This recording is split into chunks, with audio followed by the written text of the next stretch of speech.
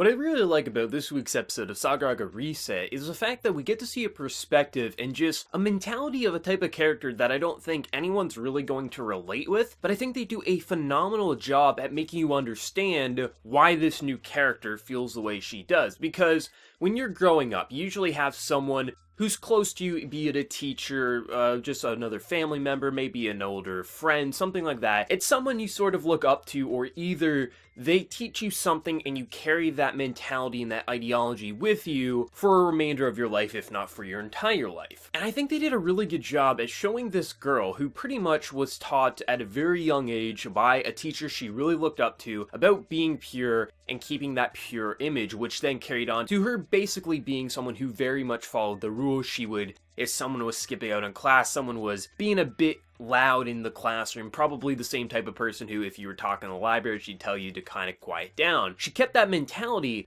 but as she got older, that mentality, kind of became something that she realized might be a plague and something that was holding her down, to the fact that even students would pretty much make nicknames about her because she was someone who's just so about the rules. And in doing so, her ability lets her essentially go into the reflections of any sort of shiny object, if I'm getting that correct. At the day of the entrance ceremony for the new school year, she finds a marble, and essentially she uses her power and goes inside the marble because she doesn't want to be in a world that is like she is late, because she's pretty much essentially, she decided, I'm gonna skip the entrance ceremony, I'm gonna be a rebel, which isn't anything that crazy, but for someone who was pretty much taught at a young age to follow the rules and never be late, never skip out or anything like that, she wants to kind of escape to this world where only she exists, everything's upside down. It's this way to escape the guilt that she's feeling, because at the core she thinks she has to be someone who does break the rules, someone who isn't so tied up to these rules, but at the same time that goes against what she grew up with and who she wants to be. And that mentality I don't think a lot of people are going to relate with, but I think this episode does a phenomenal job at getting you to understand why this character feels the way they do, and that's mainly due to Kay himself, because Kay is someone who I think is probably a very underappreciated main character of the season, someone who people just say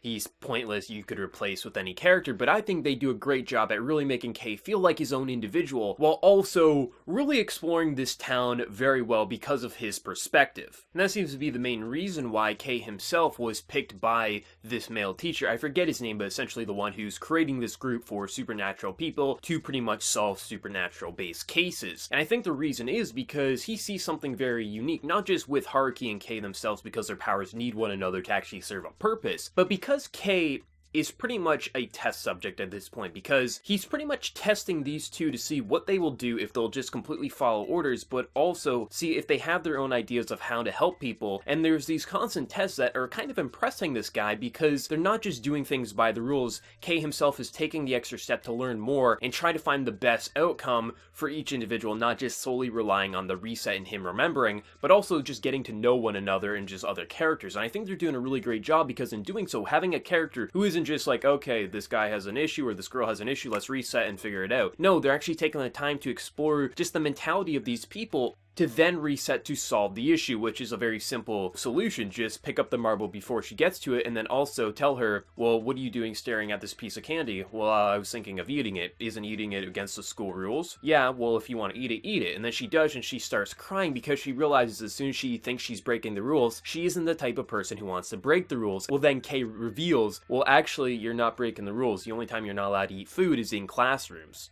and you're outside. So it's just immediately it shatters her realization of I don't want to be a rebel, I don't want to do anything that breaks the rules, I want to be who I am and who I was taught to be at a very young age. Kay is a really great character who I think is going underappreciated, and I think just this episode overall and what the series is going for, how it's exploring, it's a very episodic series. It seems like next week is going to be a 3-part episode based on the fact that next week's episode was previewed as part 1 of 3. It is these mini arcs and just episodic series just exploring this town, and it doesn't feel like it does have an overarching end goal as of yet. Maybe it will by the end, but I'm perfectly fine with just exploring all these different characters and seeing so many just unique sides to them that some may pass off as boring, but for me are very fascinating. As well, the animation and art style I think has been getting very good. I never was like not a fan of it. There was times where I was like, the facial expressions and things like that aren't that complex, but the past couple of episodes, the art and animation I think have been very, very good. It's not going overly flashy, but it fits the tone of the series quite well, as does the voice acting and just the overall music when they use it. I think this is a great series so far, and I'm really excited to see what they do with next week's episode, especially because it's going to be a 3-part episode, so we're going to have some time with probably a new character or something like that, or just one of the new characters who have just entered the school, that girl who pretty much Kay literally killed himself in front of last week. I'm really excited to see what they do next week, but let me know your thoughts down in the comment section below. Did you love the episode? Did you hate it? Do you think it was just okay? Because honestly, this was one of my favorite episodes of the series so far. So let me know your thoughts down in the comment section below, and before you leave, smack that like button to show your support. If you're new to the channel, be sure to subscribe. So until next time, everyone, please take care and have a good one.